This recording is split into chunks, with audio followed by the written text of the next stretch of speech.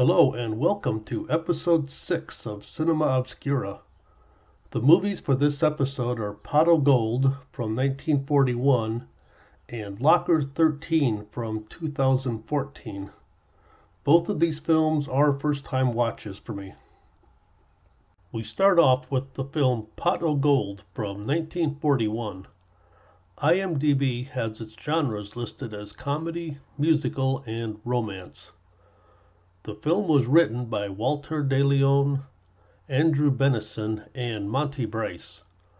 All three have had over 40 writing credits to their names, along with miscellaneous other crew duties. The director was George Marshall, who had a rather extensive directing career, helming almost 200 projects in television and movies, as well as having 30 writing credits. The film stars the legendary Jimmy Stewart, with Paulette Goddard in the lead female role. I didn't recognize any of the other actors, but then the movie was made over 20 years before I was born. Pot of Gold tells the story of down-on-his-luck music store owner Jimmy Haskell, played by Jimmy Stewart, who is barely managing to keep the music store his father started open, taking trades in lieu of payment. When the note comes due, he is forced to accept the offer of his uncle C.J. Haskell, played by Charles Winninger, to come and join him in his health food business, eventually to take it over. On his way there, he accidentally gets caught up with the McCorkle family, led by Ma McCorkle, played by Mary Gordon, and her daughter Molly, played by Paulette Goddard. CJ wants the McCorkle building to expand his business. Not only will Ma McCorkle not sell, she also lets a band stay there, and their constant practicing is another thorn in CJ's side. There are a good number of musical numbers in the film, and while not particularly memorable, they are enjoyable for the most part. A couple of them got a little on my nerves, but nothing really too much. There were only a couple of dance numbers, the last one being an elaborate production. The comedy elements were a mixture of slapstick, misunderstandings, and a few of the other comedy film tropes. Where have you been? You'll be sorry for this. Look what they've done to my voice. How am I going to broadcast the Haskell happiness hour tonight? Well, would there be any complaints if you just called the whole thing off? What? Yeah, tell them you lost your voice singing in a jail. Don't be ridiculous! Ladies and gentlemen, I can't do it. I'm sick. I'm croaking. Jimmy, you do it for me. Oh, no. Oh, no, yes. None of that. No. Mr. Haskell will be with you in just a moment. The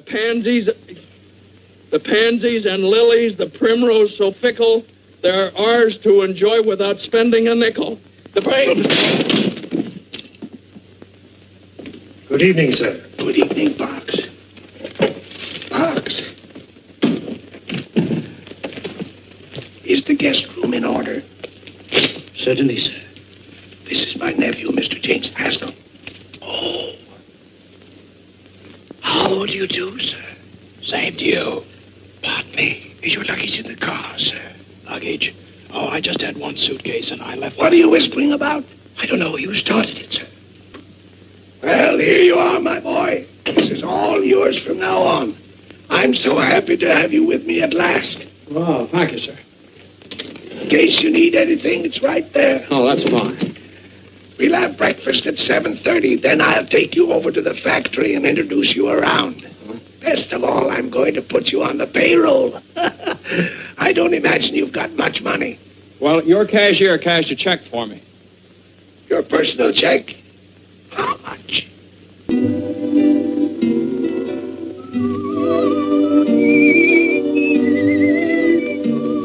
Do you believe in fairy tales? I do. I know a place where fairy tales Come true. just close your brows drowsy eyes, my dear, and the genie will appear. He'll take you by the hand. A prince will ride upon the sea.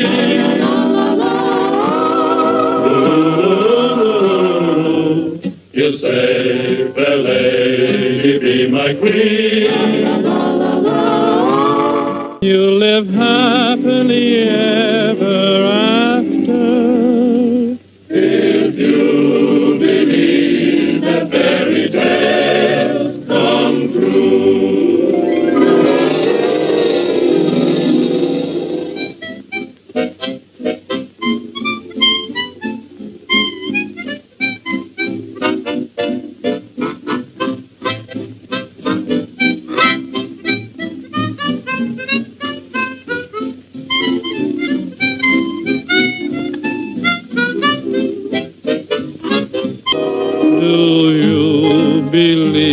In fairy tales, I do. I know a place where fairy tales come true. Just close your drowsy eyes, my dear, and a genie will appear. He'll take you by the hand.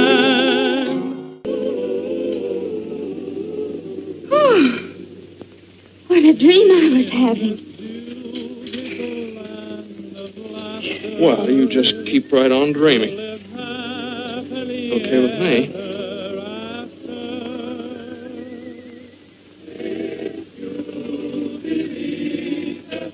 Oh. Good night. Good night.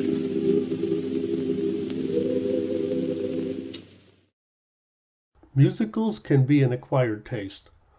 Most of my experience with them has been with more modern films, starting with Gries from 1976. I haven't really seen that many, right around 20, with the oldest before this one being the excellent The King and I from 1956. Be aware that there are a couple scenes that portray racial stereotypes, but they need to be viewed in the time frame of when the film was released and not by modern day standards. Pot of Gold is rated approved and has an 86-minute runtime. At the time of posting this video, it had a 6.0 rating with 2,183 votes cast, with 6 stars being the most popular choice.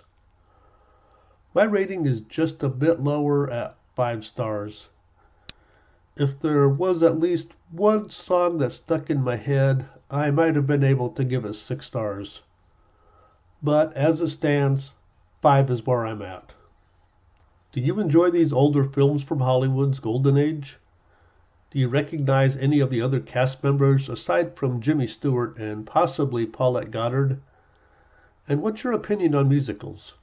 Leave a comment below and maybe take a quick second to hit the like button and maybe even subscribe.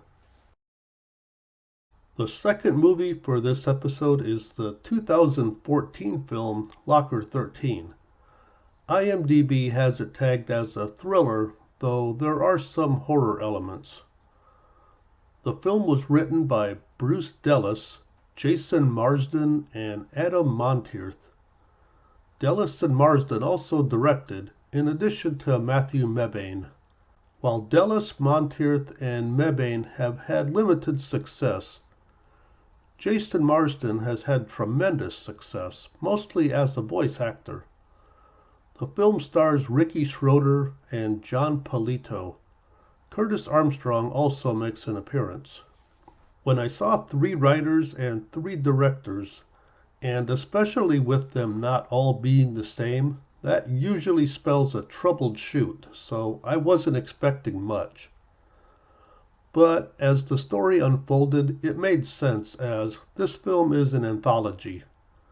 The overarching story is about a man named Skip, played by Jason Spisak, who takes a job at an Old West recreation tourist site, where he meets Archie, played by Gries, who relates 4 stories. The first story is about a boxer. The second is about a Freemason-style organization. The third is about a guy contemplating suicide. And the fourth is about a hitman trying to discover who hired him. A fifth story is also told real time while the main story is happening. Although the last bit may sound a bit confusing, it's really not. There's minimal overlap to the overarching story, and it comes into play only in the last quarter of the film. The acting was pretty solid across the board. Ricky Schroder did a great job as an aging boxer in the first story. The only actor from the second story I recognized was Curtis Armstrong, and he played the part pretty much as you'd expect. Marsden was in the third story, and I recognized Rick Hoffman as the hitman in the fourth.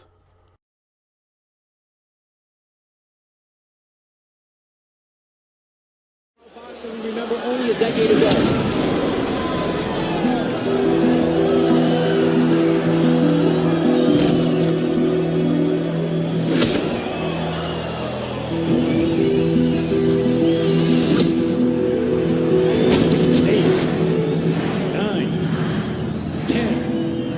It's over.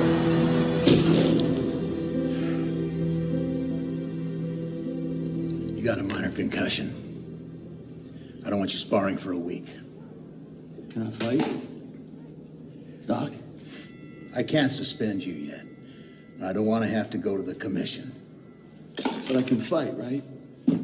Right? Yeah, Tommy, you can fight. No. He said I could fight.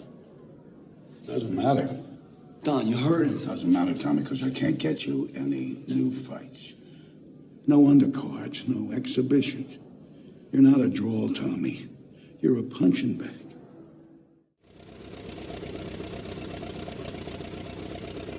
Can't tell you how much I appreciate this, Clifford. Don't mention it, Eugene. Lodge is lucky to have you. Don't forget, this is a feather in my cap, too. So the initiation ceremony, there's nothing uncomfortable, right? No battle of endurance or hot wax paddlings. I told you, Eugene, I can't discuss the initiation. Just be a sport about this. Just bob on the wind and waves no matter what happens. See, now you got me worried.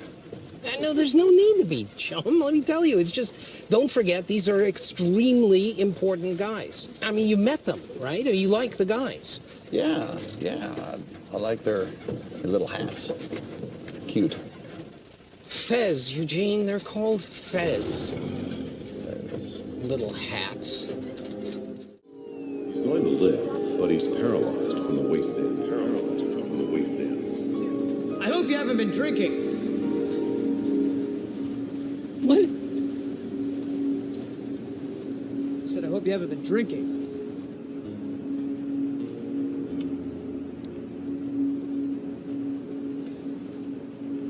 It's another 50, it makes 10 minutes till midnight, right? Okay, go.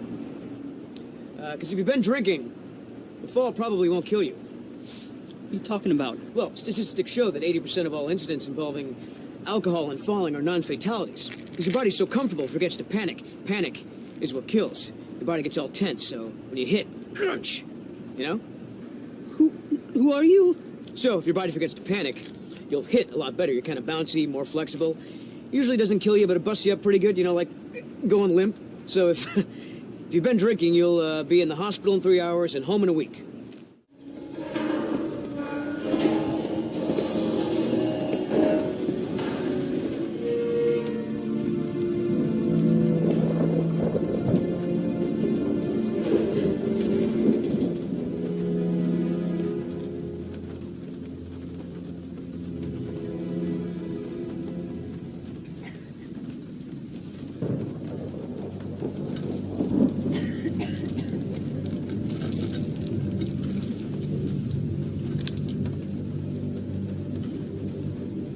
The beautiful reek of a woman as she begins to stir from her karma coma.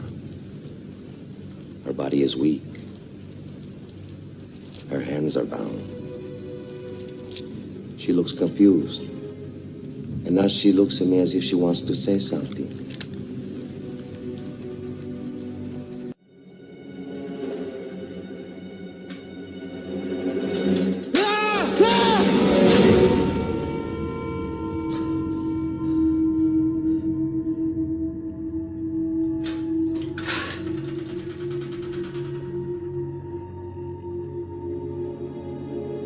Who are you? I'm Skip. No, I'm Skip. I'm Skip too. I'm Skip too. Wait. Stop. No, you stop. No, you stop. That's crazy. Seriously.